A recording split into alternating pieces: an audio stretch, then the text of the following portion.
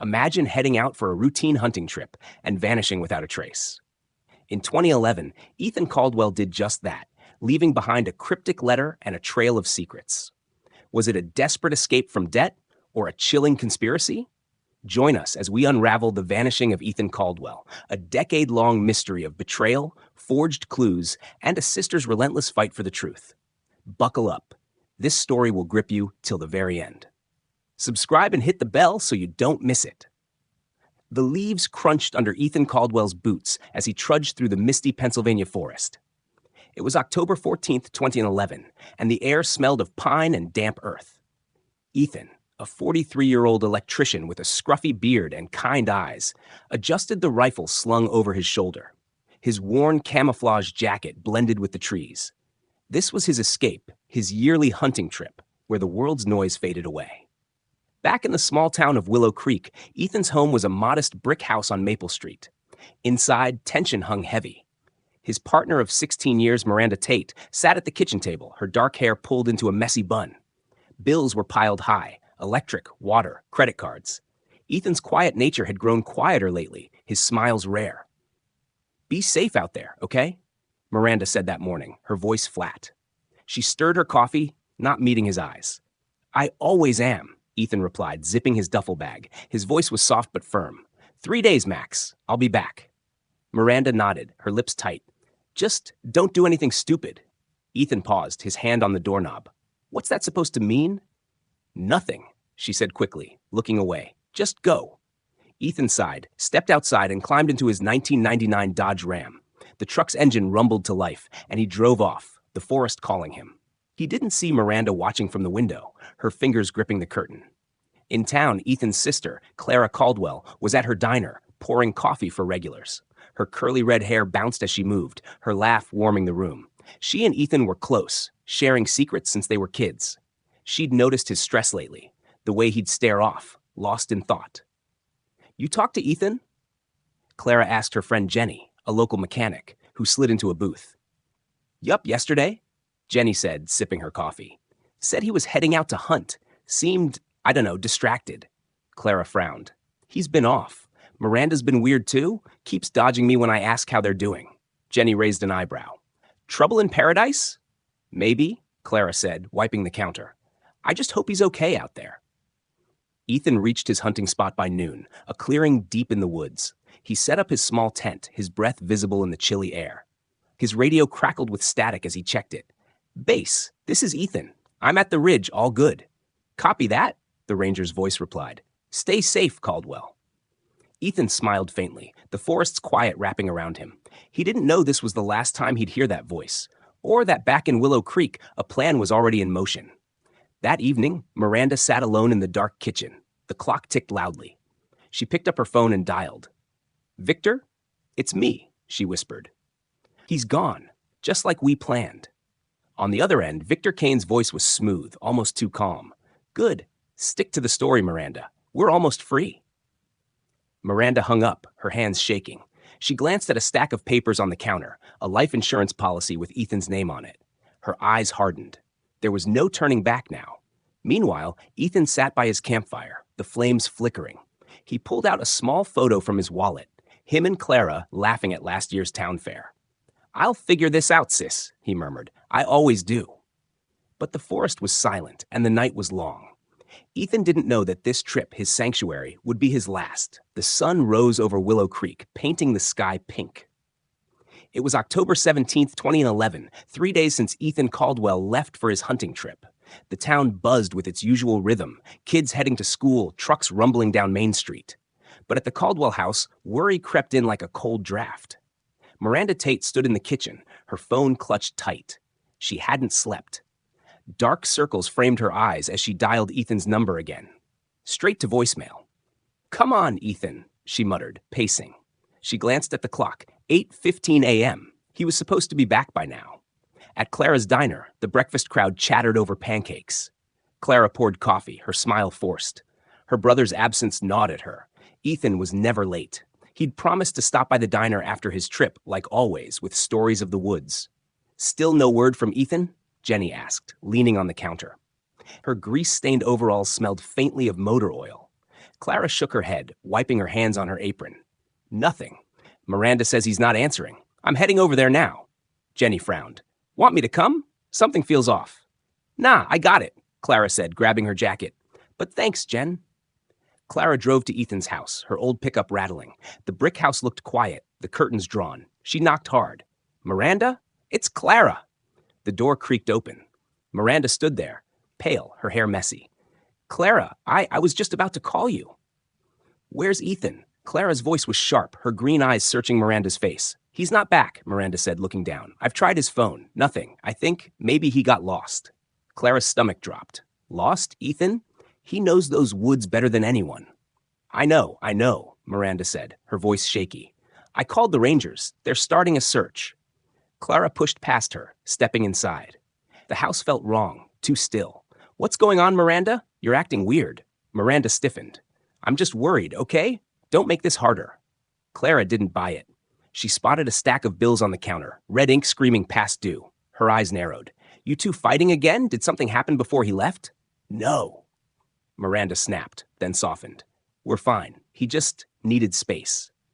Clara wanted to argue, but her phone buzzed. It was Ranger Tom, a gruff man who'd known Ethan for years. Clara, we're heading out now. Got dogs, volunteers, the works. Meet us at the ridge. I'm on my way, Clara said, hanging up. She glared at Miranda. You better not be hiding anything. Miranda's lips trembled, but she said nothing. At the forest ridge, the search team gathered.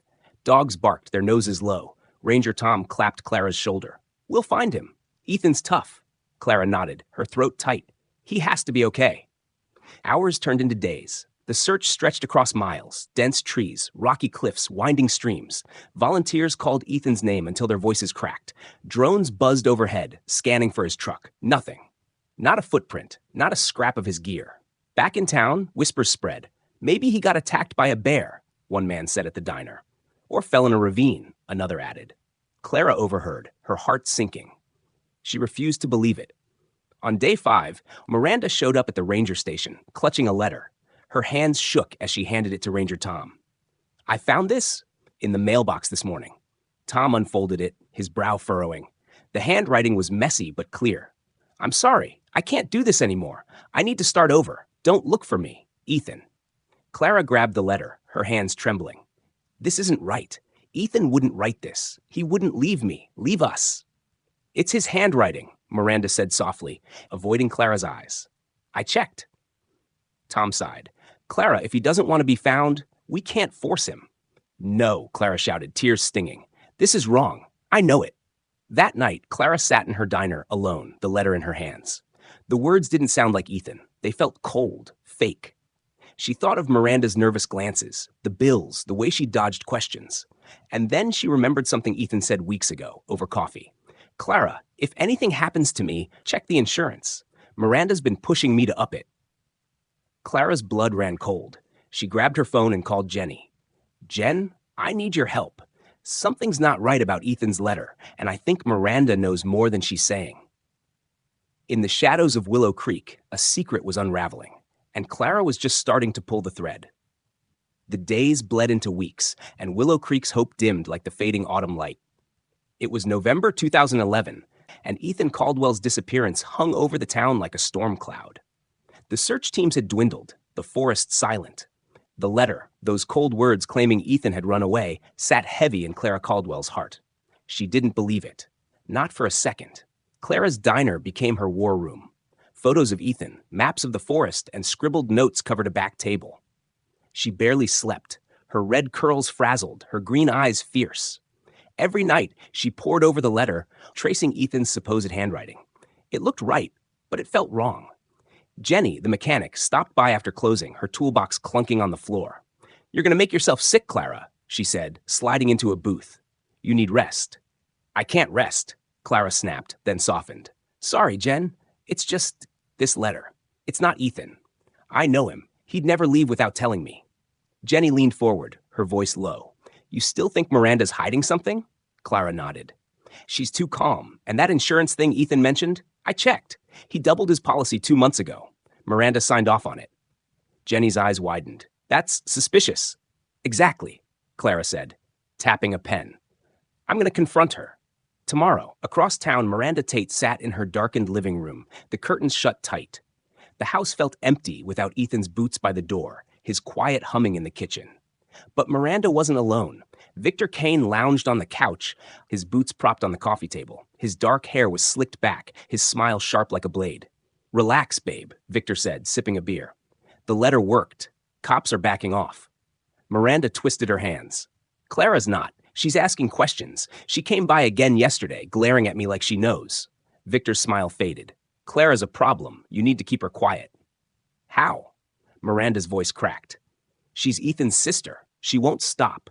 Victor leaned closer, his voice cold. "Then we make her stop, one way or another." Miranda flinched but didn't argue. She glanced at a locked drawer in the desk, where a second letter, another fake, waited. Just in case. The next morning, Clara marched to Miranda's house, her heart pounding. She knocked hard, her breath visible in the chilly air. "Miranda! Open the door!" Miranda appeared, her face pale. "Clara, it's early. What do you want?"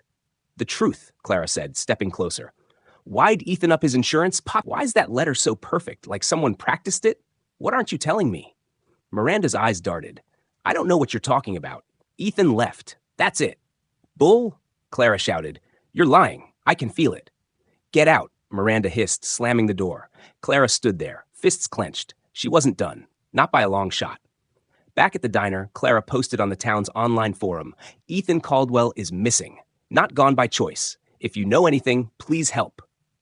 She uploaded a photo of Ethan smiling in his hunting gear. The post spread fast, likes and shares piling up. Strangers left comments. "Saw him at the gas station that day. Heard a truck late that night near the woods." One comment stopped Clara cold. It was from Anon123. "Check the cabin on Pine Road. Miranda's been there a lot lately." Clara's pulse raced. The cabin was Ethan's old hunting spot, a rundown shack deep in the woods. Miranda hated it, said it was creepy. Why would she go there now? Clara called Jenny. "Jen, grab your flashlight. We're checking out Ethan's cabin tonight." "Tonight?" Jenny asked. "Clara, that sounds risky." "I don't care," Clara said. "If Miranda's hiding something there, I'm finding it." That night, under a moonless sky, Clara and Jenny crept through the forest, their flashlights bobbing. The cabin loomed ahead, its windows dark. The door was locked, but Jenny jimmied it open with a crowbar. Inside, the air smelled of dust and bleach. Clara's beam caught something, a stack of papers in a corner. She knelt, her hands shaking, bank statements, insurance forms, and a notebook with Ethan's handwriting. But the words were wrong. Practice sentences. "I'm leaving. Don't look for me." Over and over. "Clara," Jenny whispered, pointing to the floor, a faint stain, scrubbed but visible. "That look like blood to you?" Clara's heart stopped. "We need to call the cops, now." As they hurried back to the truck, neither noticed a shadow watching from the trees. Victor Kane's eyes glinted, his phone already dialing Miranda. "We've got a problem," he said. "Clara's getting too close." The forest held its secrets tight, but Clara was tearing them apart, one clue at a time. Winter settled over Willow Creek like a heavy blanket, frosting the windows and quieting the streets. It was January 2012, 3 months since Ethan Caldwell vanished. The town's chatter about the missing electrician had faded, replaced by holiday gossip and New Year's plans. But for Clara Caldwell, the fight was just beginning. Clara sat in her diner, the lights dim, a laptop glowing in front of her. Her social media posts about Ethan had gone viral, shared across Pennsylvania and beyond. Tips poured in, sightings, theories, rumors. Most were dead ends, but Clara chased every one. Her eyes burned from lack of sleep, her coffee cold. Jenny burst through the door, her cheeks red from the cold. "Clara, you see the news? They're calling Ethan's case voluntary, saying he ran off." Clara slammed her mug down. "That's garbage. The cops are giving up because of that fake letter. They didn't even test the stuff we found at the cabin." Jenny pulled up a chair. "Did you tell them about the blood stain? The notebook?" "Tried," Clara said, her voice tight. "Ranger Tom says it's not enough. No body, no crime scene, no case. They're closing it." Jenny leaned closer. "What about that Anon123 tip? The cabin lead was real. Maybe they know more." Clara's eyes lit up. "I've been messaging them. No reply yet, but I'm not stopping." Across town, Miranda Tate packed a suitcase in her dim bedroom. The house felt like a cage now, every creak making her jump. Victor Kane leaned against the doorframe, his arms crossed, a cigarette dangling from his lips. You're freaking out again, Victor said, his voice smooth but edged. Clara's got nothing, just guesses. She found the notebook, Miranda hissed, zipping the bag. She's not stupid, Victor. She's gonna keep digging. Victor blew out smoke. Then we move faster. Cash the insurance check, sell the truck, and get out of here. Mexico? Maybe. Miranda froze. Sell the truck? You said you got rid of it. Victor smirked. I did, sort of. It's stashed upstate, repainted. Nobody's looking for it. Miranda's hands shook. If they find it, we're done. You promised this would work. It will, Victor snapped. Long as you keep your mouth shut and stick to the plan. Miranda nodded, but doubt gnawed at her. She glanced at a photo on the nightstand, her and Ethan smiling years ago. Her stomach twisted. She shoved the photo face down. Meanwhile, Clara met Ranger Tom at the station, her voice steady but fierce. Tom, you know Ethan. He didn't write that letter. Test the notebook. Check the cabin again. Please. Tom sighed, his weathered face tired. Clara, I get it. You're hurting. But the evidence points to Ethan leaving. Handwriting matches. No signs of foul play. What about the insurance? Clara pressed. Miranda never mentioned Ethan doubled it. That's not suspicious to you. Tom hesitated. It's odd, sure, but not a crime. I'm sorry, Clara. My hands are tied. Clara stormed out, her breath puffing in the icy air. She wasn't giving up. Back at the diner, she posted again.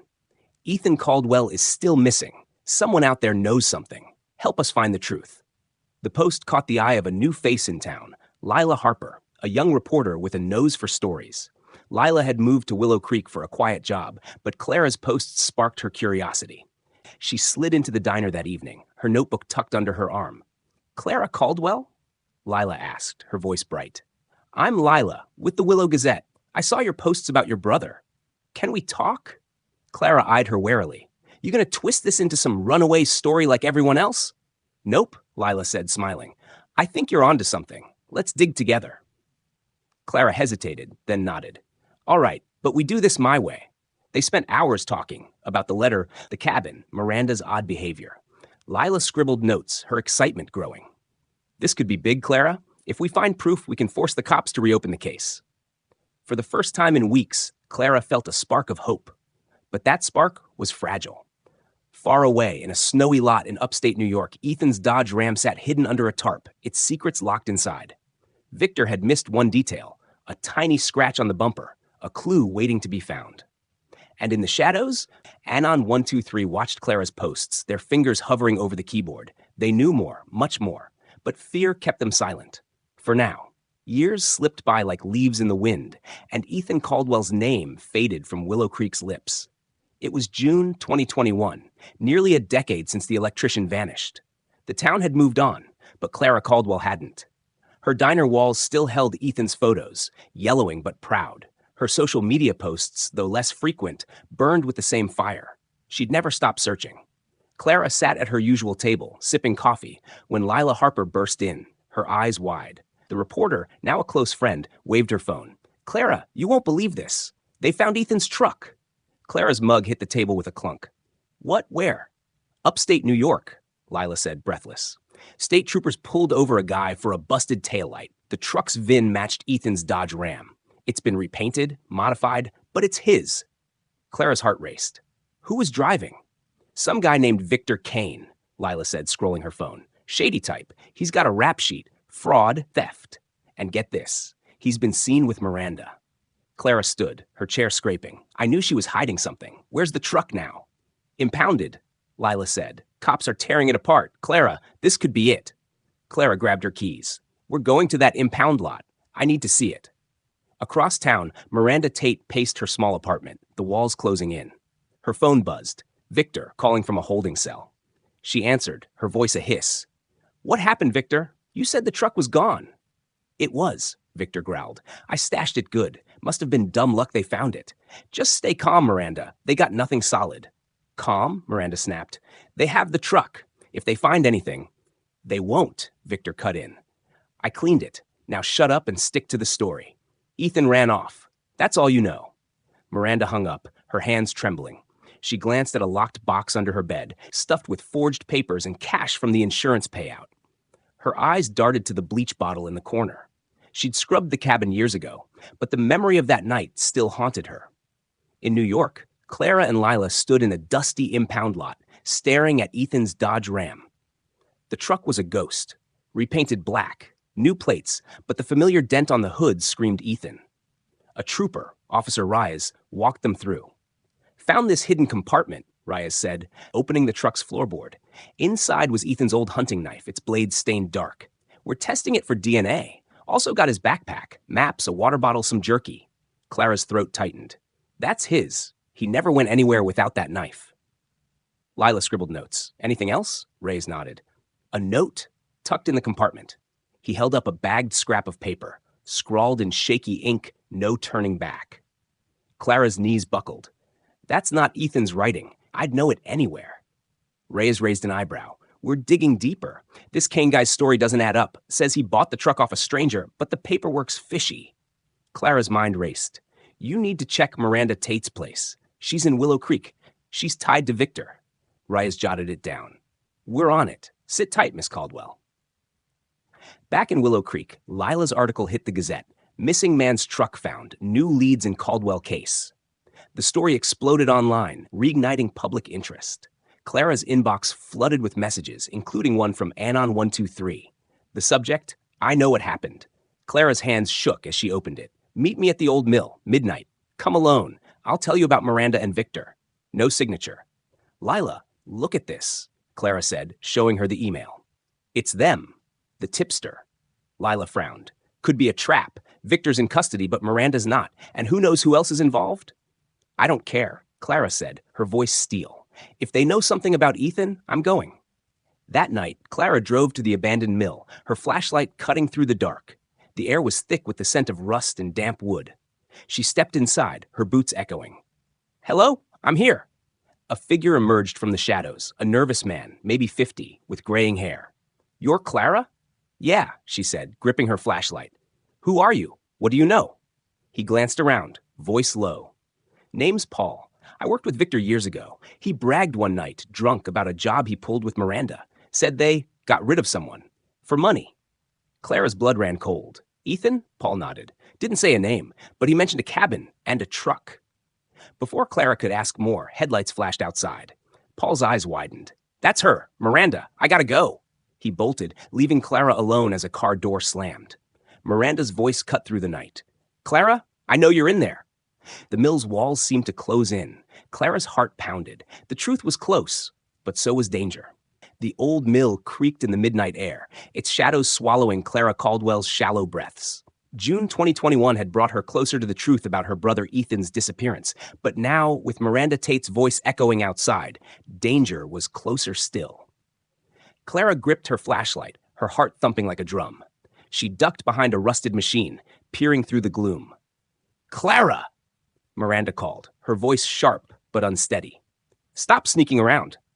You're making this worse." Clara stayed silent, her mind racing. Paul, the tipster, had fled, leaving her with his chilling words. Victor and Miranda got rid of someone for money. Ethan, the cabin, the truck. It all fit, but Clara needed proof, and she wasn't leaving without it. Footsteps crunched closer. Miranda stepped inside, her silhouette framed by moonlight. She held a tire iron, her knuckles white. "I know you're here," she said, her voice trembling. "You should have left it alone."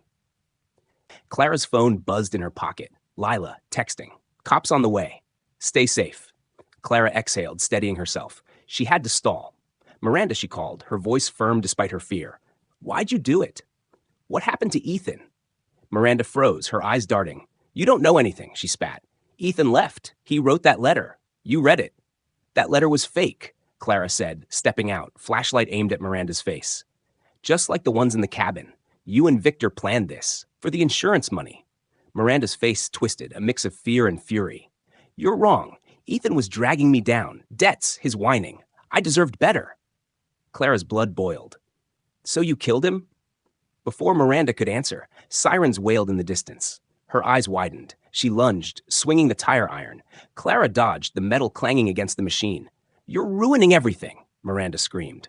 Clara stumbled back, her flashlight dropping. The sirens grew louder, red and blue lights flashing through the mill's broken windows. Miranda froze, then bolted for the door, straight into Officer Reyes and two deputies. "Drop it!" Reyes shouted, gun drawn. Miranda's tire iron clattered to the floor. She sank to her knees, sobbing. Clara caught her breath, her hands shaking. She knows what happened to Ethan, she told Rise. Check her apartment. There's more. The next morning, Willow Creek buzzed with news. Police had raided Miranda's apartment and finding a locked box stuffed with forged documents, insurance payouts, and a second fake letter in Ethan's handwriting. Bleach-soaked floorboards hid traces of blood. DNA pending. Miranda was arrested, charged with conspiracy to commit murder, fraud, and evidence tampering. Victor Kane, still in custody, faced the same. Lila's front-page story in the Willow Gazette lit a fire. Caldwell case cracked. Decade-long mystery unravels. Clara's social media posts exploded, the nation hooked on the tale of betrayal. But the real battle was coming, the trial. Months later, in a packed courtroom, Clara sat in the front row, her hands clasped. The prosecution laid out a damning case. Miranda and Victor, drowning in debt, had plotted Ethan's murder. The forged letter, the hidden truck, the blood-stained knife, all pointed to a cold, calculated plan. Financial records showed Miranda's lavish spending after the insurance payout, while Victor's repainted Dodge Ram tied him to the cover-up. Miranda's defense was desperate. She took the stand, tears streaming. Ethan was cruel, she claimed, her voice breaking. He hit me, controlled me. I just wanted out. Victor, smug in his orange jumpsuit, swore he only hid the truck, clueless about any murder. Clara's heart ached, but she didn't buy it. Then came the trial's bombshell. Jake, Ethan's old hunting buddy, took the stand. His voice was steady. Ethan came to me a week before he vanished, Jake said. He found out Miranda was cheating with Victor, said he was scared she'd do something crazy. He was going to confront her. The courtroom gasped. Clara's eyes filled with tears. Ethan had known. He'd been afraid. The jury deliberated for hours, the tension thick. Finally, the verdict, guilty. Miranda got 25 years, Victor 14, no parole. Clara stood outside the courthouse, the autumn air crisp, just like the day Ethan left. Lila hugged her. You did it, Clara. You got justice. It's not enough, Clara said softly. I'll never get him back. But she wasn't done. A year later, Ethan was declared legally deceased. Clara poured her grief into the Ethan Caldwell Foundation, funding scholarships for young electricians. The diner became a hub for the cause, its walls now lined with letters from students Ethan's legacy had helped. Willow Creek never forgot. The forest kept its secrets. But Clara's fight had torn them open. Ethan's smile lived on, in photos, in memories, in every life his foundation touched. And Clara, though scarred, stood tall, knowing she'd fought for the truth, no matter the cost. And that wraps up our story. If you enjoyed it, don't forget to like the video and subscribe to our channel. Your support keeps us motivated to create more amazing content. We'd love to hear your thoughts, so drop a comment below. We read and reply to everyone. See you in the next video. Until then, take care and stay safe. Bye for now.